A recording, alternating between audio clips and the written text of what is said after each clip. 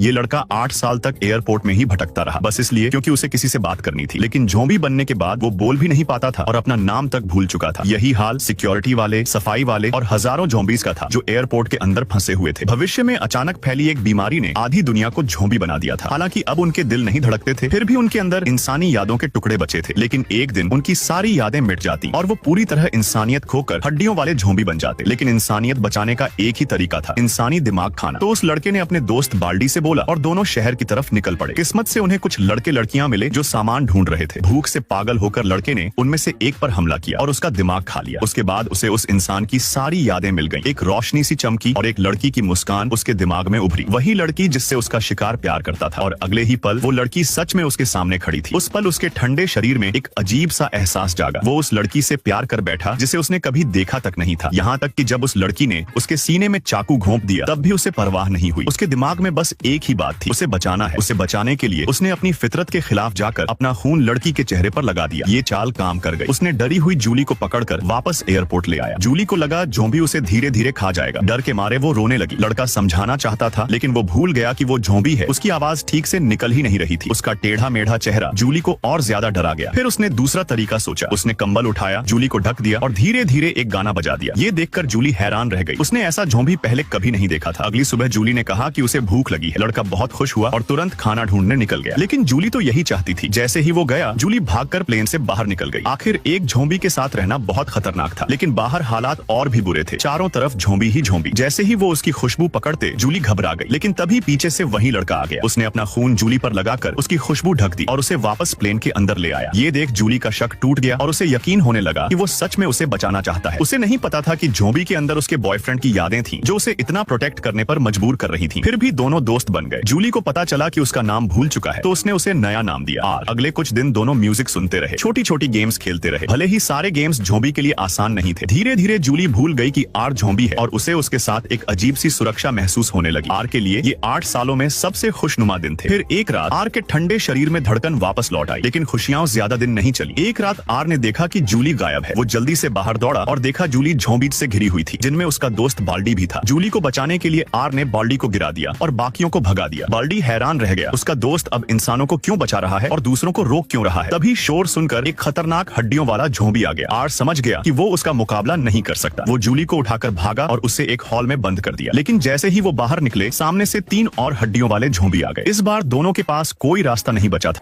और फिर video like करने पर पार्ट 2 मिल जाएगा। और अगर फुल मूवी देखनी है तो कमेंट वाला ऐप डाउनलोड कर लो और पिन वीडियो देख लो।